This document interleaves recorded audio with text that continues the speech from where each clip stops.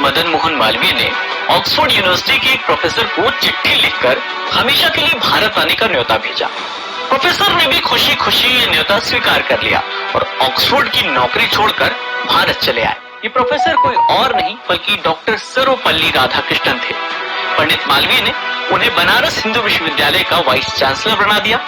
20 साल की उम्र में फिलॉसफी पढ़ा रहे डॉक्टर राधाकृष्णन के लिए ये टर्निंग पॉइंट साबित हुआ।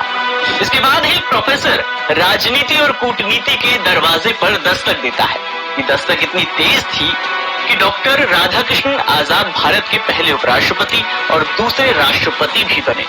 उनकी कहानी बताती है कि एक शिक्षक जब राजनयिक बनता है तो कैसे वो माओ और स्टालिन जैसे तानाशाहों की गाल थपथपाकर या बालों को सहलाकर उनसे शिष्यों की तरह बात कर सकता है। दरअसल बनारस हिंदू विश्वविद्यालय के वीसी बनने के बाद राधाकृष्णन पहली बार जवाहरलाल नेहरू के संपर्क में आए। वो कभी कांग्रेस में नहीं रहे, ना ही वो आजादी की लड़ाई से सीधे जुड़े हुए थे। इसके बावजूद भी जब 6 दिसंबर 1946 को संविधान सभा बनी तो उन्हें इसका सदस्य बनाया गया। 15 अगस्त 1947 को देश आजाद हो गया। ये वो समय था जब दूसरा विश्व युद्ध खत्म होने के बाद दुनिया दो ध्रुवों में बंट चुकी थी। एक तरफ अमेरिका की अगुवाई में पूंजीवादी पश्चिमी देश थे, तो दूसरी ओर विशाल सोवियत संघ की अगुवाई में कम्युनिस्ट और ऐसे देश जो किसी न किसी रूप में सोवियत संघ के करीब थे। 1949 आते आते देश के पहले प्रधानमंत्री जवाहरलाल नेहरू गुट निरपेक्षता के बारे में सोचने लगे थे। इधर संविधान भी बनकर करीब करीब तैयार था। तभी नेहरू ने डॉक्टर राधाकृष्णन से मुलाकात की और उनसे संविधान सभा छोड़ने को कहा।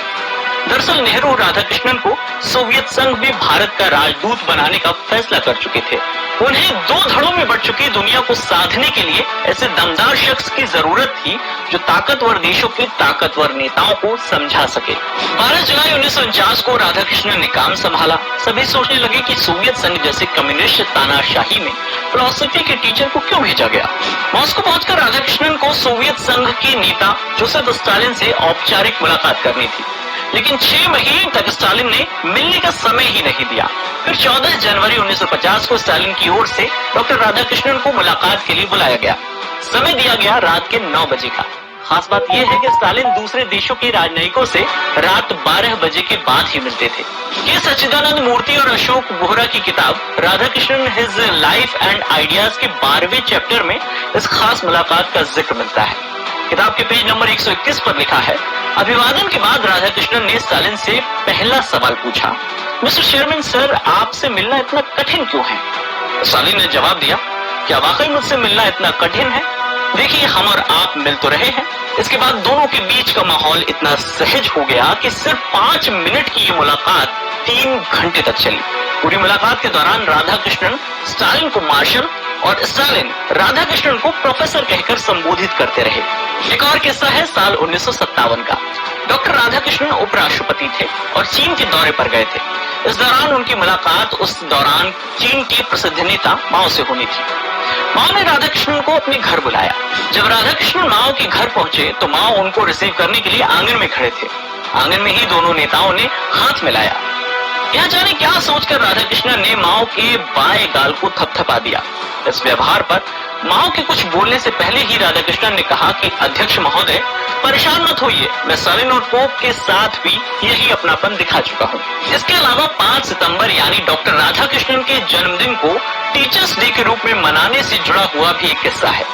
ऐसा कहा जाता है कि साल 1962 में जब वो भारत के राष्ट्रपति थे, तब उनके छात्रों ने उनके जन्मदिन को एक विशेष दिन के रूप में मनाने की अनुमति लेने के लिए उनसे संपर्क किया।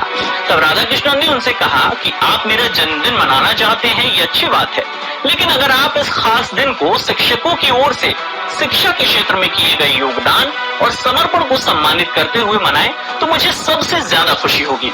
उनकी इस इच्छा का सम्मान करते हुए हर साल 5 सितंबर को देश भर में शिक्षक दिवस मनाया जाने लगा। 5 सितंबर 1888 को जन्मे डॉक्टर राधाकृष्णन को साल 1954 में भारत रत्न से नवाजा गया, लेकिन 17 अप्रैल 1975 को लंबी बीमारी के चलते उनका निधन हो गया। तो ये थे डॉक्टर सर्वपल्ली राधाकृष्णन से जुड़े कुछ अनसुने किस्से। और भी ऐसे ही वीडियोस के